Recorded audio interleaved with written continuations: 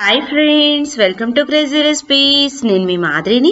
ఇవాళ మనం కొత్తిమీర ఆకుతోటి ఒక టేస్టీ అయిన నిల్వ పచ్చడి చేసుకుందామండి.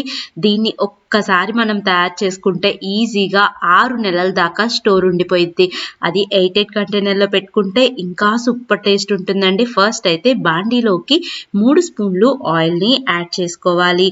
ఇప్పుడు ఈ ఆయిల్ అంతా వేడయ్యేలాగా చూసుకుందాము. ఆయిల్ వేడయ్యాక పావు స్పూను ఆవాలు, అలాగే పావు స్పూను జీలకర్ర, అలాగే పావు స్పూను పచ్చిశనగపప్పు, పావు స్పూను మినప్పప్పు వేసుకొని లైట్గా ఫ్రై అయ్యేదాకా ఫ్రై చేసుకుందాము. ఇప్పుడు దీంట్లోకి ఒక చిటికెడు ఇంగువ కూడా వేసుకుందామండి. ఇదంతా కూడా బాగా ఫ్రై అయ్యాక ఇప్పుడు దీంట్లోకి మనం 1 కప్పు చింతపండు రసాన్ని యాడ్ చేసుకోవాలి. ఇప్పుడు మనకి చింతపండులో తొక్కలు ఉంటాయి కాబట్టి దాన్ని నేను ఇలాగా ఒక స్ట్రైనర్లో వేసుకొని చింతపండు వాటర్ అంతటినీ కూడా దీంట్లోకి యాడ్ చేస్తున్నాను. ఈ వాటర్ అంతా కూడా మనకి లైట్ గా మరిగేదాకా వెయిట్ చేద్దాము. వాటర్ అన్నీ కూడా మరిగాక దీంట్లోకి చిటికెడు పసుపు, అలాగే 1/2 స్పూను ఉప్పు వేసి ఇదంతా కూడా బాగా కలిసేలాగా కలుపుకోవాలి. ఇప్పుడు దీంట్లోకి ఒక పెద్ద కప్పు కొత్తిమీర ఆకుని నీట్గా వాష్ చేసుకొని దీంట్లోకి యాడ్ చేసుకోవాలి.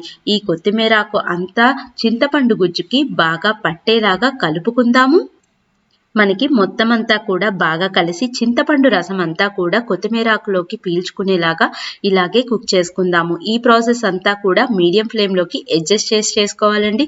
చూసారా, మనకి చూస్తేనే నోరూరిపోతూ ఉంటుంది. అలాగే పుల్ల పుల్లగా కారం కారంగా చాలా టేస్టీగా ఉంటుందండి. ఇలాగా మొత్తం కూడా బాగా కలుపుకుంటా ఉండాలి. ఇంకా వాటర్ ఉన్నాయి కదండి, ఈ వాటర్ అంతా కూడా ఇంకొంచెం సేపు ఇలానే కుక్ చేస్తే ఎవాపరేట్ అయిపోతాయి.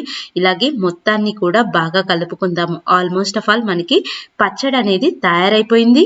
మనకి ఈ పచ్చడి చాలా ఈజీగా నిల్వ ఉంటుందండి.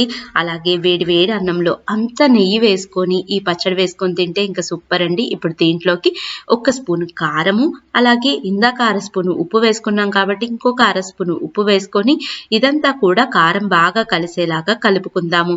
ఈ పచ్చడి చూస్తేనే నోట్లో నీళ్లూరిపోతూ ఉంటాయి. కంపల్సరీ మీరు కూడా ఈ పచ్చడిని ట్రై చేయండి. చాలా టేస్టీగా ఉంటుంది.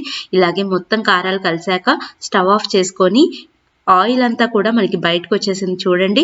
మనకి పచ్చడి పర్ఫెక్ట్ గా తయారైపోయినట్టు. ఇప్పుడు దీన్ని మనం వేరొక బౌల్లోకి తీసి పెట్టేసుకుందాము. దీన్ని గనక మనం 8 కంటైనర్లో కానీ పచ్చడి జాడీలో కానీ పెట్టుకుంటే ఈజీగా 6 నెలల పాటు స్టోర్ ఉంటుంది. అది ఫ్రిడ్జ్ లో పెట్టుకుంటే, మీరు బయట పెట్టుకుంటే నెల దాకా స్టోర్ ఉంటుంది. నా వీడియో మీకు నచ్చింది అనుకుంటున్నాను. నచ్చినట్లయితే కంపల్సరీ నా వీడియోస్ అన్నిటినీ లైక్ చేయండి, షేర్ చేయండి. అలాగే నా ఛానల్ని సబ్స్క్రైబ్ చేసుకోండి. సబ్స్క్రైబ్ చేశాక బెల్ ఐకాన్ వస్తుంది, దాన్ని యాక్టివేట్ చేస్తే నా లేటెస్ట్ వీడియో అప్డేట్స్ అన్ని మీకు అవైలబిలిటీలో ఉంటాయి.